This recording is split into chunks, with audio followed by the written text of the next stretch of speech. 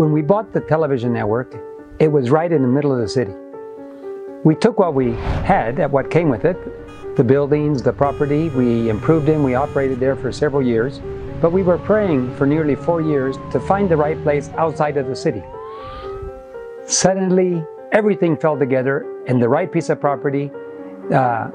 We did an exchange, no cash was exchanged, just our property for your property, the same values, and we moved out of the city, but nearby. We moved out of the city to a place about 11 miles from the center of town, outside with privacy, and it's been a wonderful place.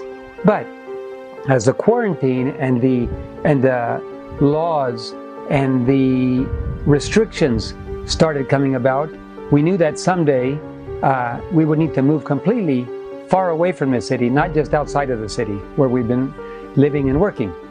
And it has been a blessing to us, but we knew it was time for a further move. So we began praying again, knowing that it doesn't happen overnight many times. But we began praying, and I communicated to some friends of mine that we were looking for a property. We didn't know where, just someplace maybe in the mountains further away from town. One day, one of our workers, a non-Adventist man who drives the vehicles for us, he said, I grew up in the area of Samaipata, and I know that area, and there's a friend of mine, that has a property with 88 hectares up in the mountains. Well, we were immediately interested, and it took a while to get up here because it was rainy season and the vehicles couldn't make it to the property. One day, we found that it was dry for several days. We tried again. We were able to come here, and we loved the property. We began saying, Lord, good source of water, fertile land, up in the mountains, clean air, with a space to build housing in different areas. And we began praying about it, but we had no idea how to purchase. One day the man said, well, are you interested or not? I said, I am, but I just don't have any money. And he said, but we ought to get started. I said, we do have one extra vehicle. We can give you the vehicle as earnest money, a down payment. It's not very much. It's only about 1/20th of the cost of the property, but we could start. He said, I'm willing. So we gave him that vehicle as a earnest down payment. And after several months, he said, well, when is the next payment coming? And we didn't have any answer. But I said, I have another vehicle that I can give. Okay, give me another vehicle. My son needs one in town. So he took that one. The question is, would we ever be able to finish paying for it or not? I didn't have the answer. Because I've started projects, many projects. It's like planting agriculture. Not every seed you plant produces. But the more you plant, the more you harvest. And I've had projects that after putting money into it, we lost everything. And we've had projects that worked for a while, and then eventually we weren't able to go forward. So one never knows. You just have to trust and go forward and plant and work and plant and pray and work. And so the time came when we had no more vehicles and we needed money, and then one donor was able to help with part of it, and more and more, and we kept making payments, a lot of sacrifice. And as we got very close, then we realized it was going to become a reality, and we finished paying for it, and we were just so glad to have raw property. When we came up here to camp, it was paid for. We came up here to spend a weekend. It rained. Water came under the tent, water came through the tent, water came from above over us. Next thing you know, we were sleeping in water, and we just said, no, we just sat in the car all night. It was one of the most miserable nights I have ever had in my life, and I decided we got to build. But we didn't have money to build, but we decided to go forward by faith, like we did with the purchase of it. And the house that we're recording this in, it was the first house that we built, and it was a lifesaver during those cold days when it rained and it almost down to freezing. And then today we have, I think we have about 8 houses. We have quite a few more to build, and we have a warehouse where we can store things. The Lord is really blessed. We realize we need more places for people, and we need plenty of agriculture land. Other agriculture land is becoming available near here. It's never easy to be able to buy something, but as we go forward, we find that God opens the doors, and with much sacrifice, the project goes forward. So how did we know it was God's will? Until it was paid for, we just went forward with the instructions that we were given. We knew that it had to be with a source of water. If you read Country Living in Last Day Events, it gives a lot of information, and there's many other instructions that we can find that gives us an idea of what to look for. Water, agriculture, privacy, distance. Now, one of the things that's important to note is that we were not trying to hide. This is not a time to hide. This is a time to let our light shine from the top of the hill so that all men may see the good works and glorify our Father which is in heaven. Many people say, well, how can you hide when you're telling everybody about what you're doing? And we're not trying to hide. All our neighbors know. Everybody in the city knows. We've given a concert with all the children and everything in the plaza. The mayor knows. The health work. Everything that's going on. So the whole area knows what we're doing and why we want to do it. Our neighbors have come up to visit many times. So we see that God's providence made it possible, and since we were obeying His will, we saw God made it possible, and we know it's His will because He made it possible. If it would not have been His will, we might have lost a down payment or lost something, and God would have pointed us in a different direction. But He gave us success, it was finished, and that was confirmation to us that we were walking in the right direction.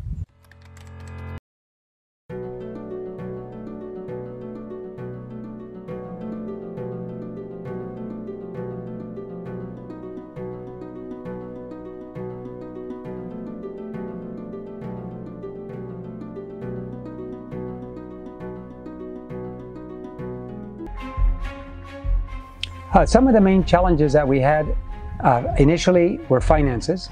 We found what we thought was the right property. We didn't know how to pay for it. But by going forward and praying and watching God, the project kept going forward and going forward.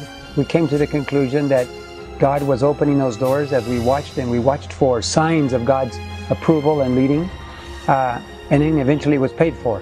The second challenge was, how do we build on the property for all our personnel? We have quite a few people, between 50 and 70 people on our staff there at the network. Health workers, production workers, education and medical, and aviation as well. And so between everybody, we all need a place to stay. And the question is, how do we get enough money to build housing? Well, we were able to build this first house. And that, we just stacked everybody up like cordwood in here when we needed to, because there was only one roof. But after the quarantine started, this house was built before the quarantine. But once the quarantine started, because of the pandemic, it became very difficult to transport materials. And we said, well, how do we buy them? At least if we can buy them. Well, all the stores were closed. But the warehouse sold us materials, was willing to sell us materials behind closed doors. Our truck, they would open the gate, we would go in, they would close the gate, they would load all our truck up, and then they would open and close, but the store remained closed the whole time. But the warehouse was able to sell us things. We'd deposit money in their bank account, and then they would load our truck, and we would pull out with a truck 5 tons of materials. And we transported 30 tons of materials for construction. And then the question is, how can you move a truck when everybody is forbidden from leaving home? Well, we discovered that the television networks were exempt from certain restrictions. The police, health workers, government officials, and media networks. And so we got special permissions to transport all the materials. We saw God providing. And then funds started coming in. We've never had funds to build houses, and all of a sudden funds came in to buy nearly 60 tons of material. They were cheap houses. They're comfortable, simple, relatively economic, fast to build, but they're heavy because it's metal. And we got everything transported to the bottom of the mountain, and then later we moved it up here, and now the road has been improved and we can bring it up straight up here, deliver the goods here.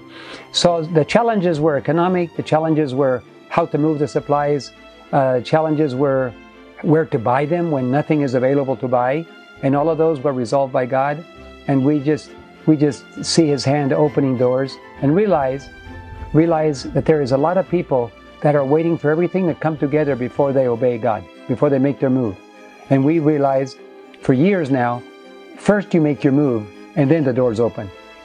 God can open the doors first, but generally He waits for you to take the first step in obedience and then the waters open. So that's the way we've generally worked, and we've seen God bless this project in a special way.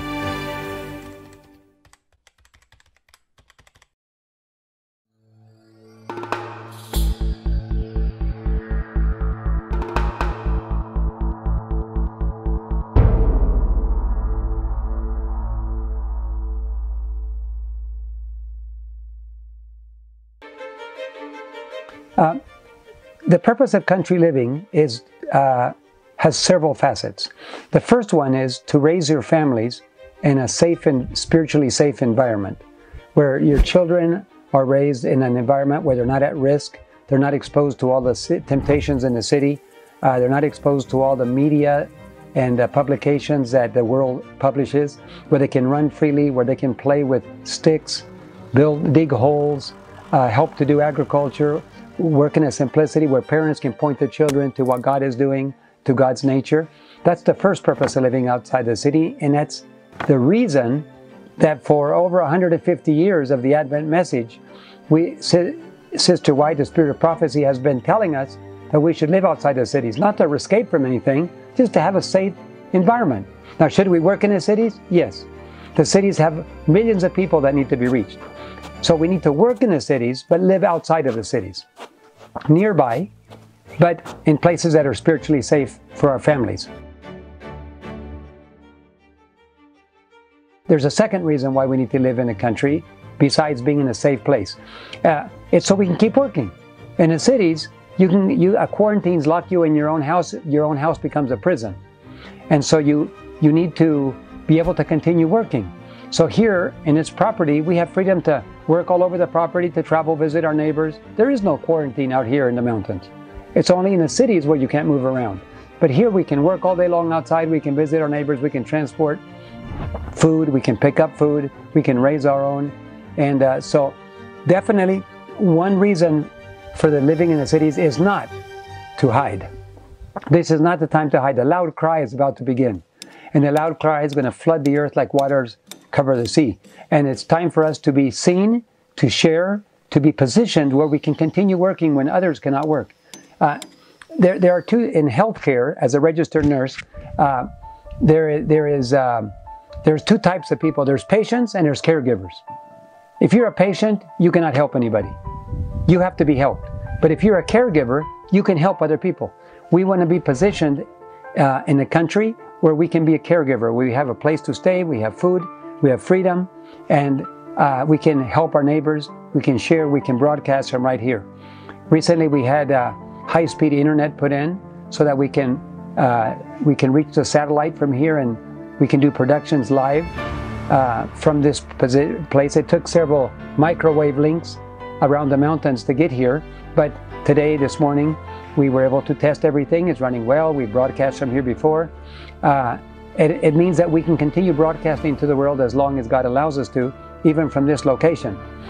So definitely those three things. One is to raise your family, one is to be free to work. And what about the question about hiding? Well, that will come after the close of probation. And even this location will not be safe. Angels will have to show us where to go at that point, because after the close of probation, Satan has total control of the finally impenitent. And there's nobody to be saved anymore. Everybody's made their final decision. At that point, God, like Elijah, will prepare a place for us to go. Now, of course, they will hit the cities first before it hits here. Another reason not to live in the cities is because God's judgments are about to fall on the cities. If you live in a city, you can't leave during a quarantine or a severe control.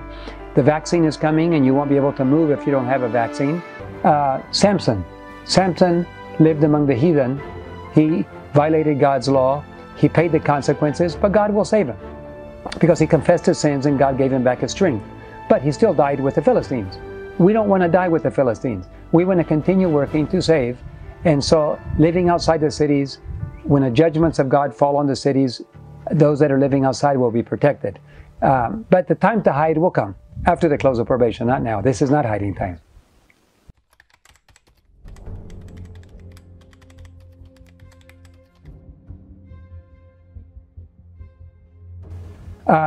Many have asked, when should we leave the cities? Well, if you are raising a family, you should have left a long time ago. Because as we mentioned, living in the cities, living in the country is primarily a place for a safe spiritual environment for raising a family. There are many that work in the cities, but like Enoch, we need to live outside, go into the city, rescue people, preach, share, and come back outside and bring them back to God's nature again. So already we should be living. So they say, when should we leave? You should have been out already. But what is the limit do we have? How long do I have? Well, the longer we wait, the more impossible it becomes. First of all, it takes time. We learned from this property that it takes time to build. It takes time to buy materials. You can always live in a tent, but as we learned, it's pretty miserable. And those who have a comfortable home, have a roof over their head, and have tools to work with and plant are like kings and queens. If you're living in a tent, it's still better than living in a city, but it can be pretty miserable if the bad weather hits. So if the sooner you move out, sell your home while you can still buy and sell your home, sell what you have in the city. Many people write to us or call us and tell us, we would like to live in the country with you. And do you have a place for me? I said, do you have a home? Yes. Well, go sell your home and then come back and talk to me. Well, we don't want to sell our home in the city. Then stay in the city. Because they're not willing to invest their resources. They want somebody to take care of them in an emergency. But they want to stay in the city as long as possible. This is not for people like that. For people who are willing to put everything on the altar and move forward, God will open a way. In every country, there is a place God has prepared for His people. And how long do we have?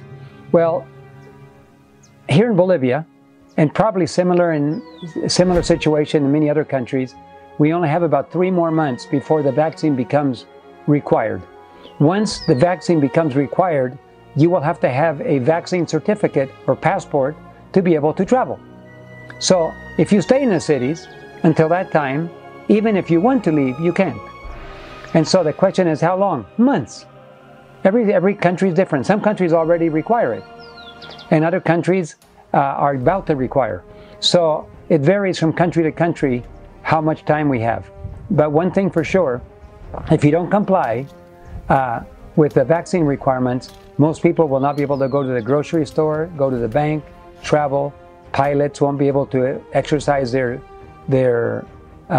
licenses. Chauffeurs and drivers and those who work in public locations will not be able to work there. Schools, you can't go to school unless you have it.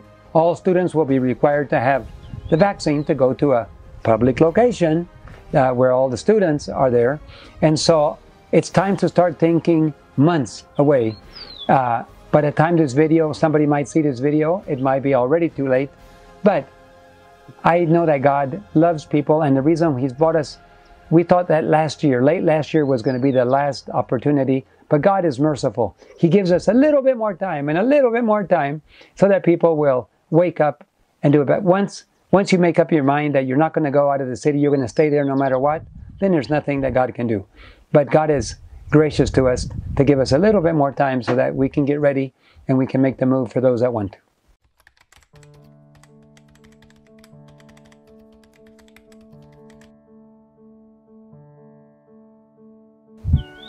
There are a lot of people that ask that question of I'm undecided. I'm on the fence. I haven't decided, should I go now? Should I not go now? Should I move out of the country? What should I do?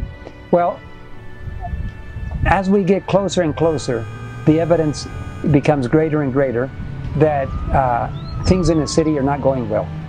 Pandemics, controls, 5G, many influences. The wickedness is increasing. Violence in the cities. God's judgments are about to fall in the cities. And the question is, are you really undecided?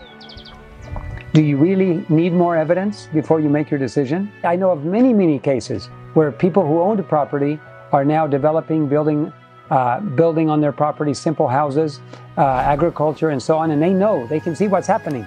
The question is, why are you undecided? What else do you need to convince you? Do you need the judgments of God to fall first? You wanna wait till it's too late, till the fires come on Sodom and Gomorrah?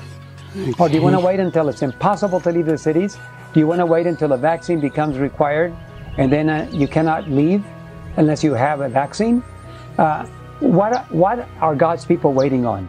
The evidence has been clear. I tell you why I think people wait. It's because they love the world. They love the comforts of the world. Secondly, they've lost confidence in the spirit of prophecy. And because of that, they don't want to follow the advice anymore. They believe their opinion is better than God's counsel. But I would like to encourage you. If you wait too long, the door of the ark will close. And for those that, in Noah's time, that waited, there was a whole week where the animals were going into the ark. But one day, the last day, it was over. Make the move. Sell your house. Sell your goods. Move out, and you'll be like kings and queens living out there when nobody but God is looking for people who are obedient, who are healthy, who are free, and who can follow His leading. To do that, you have to live in the country. You'll have God's protection and blessing. You say, but I don't have any money. God has all the solutions. He's waiting for you to take the first step.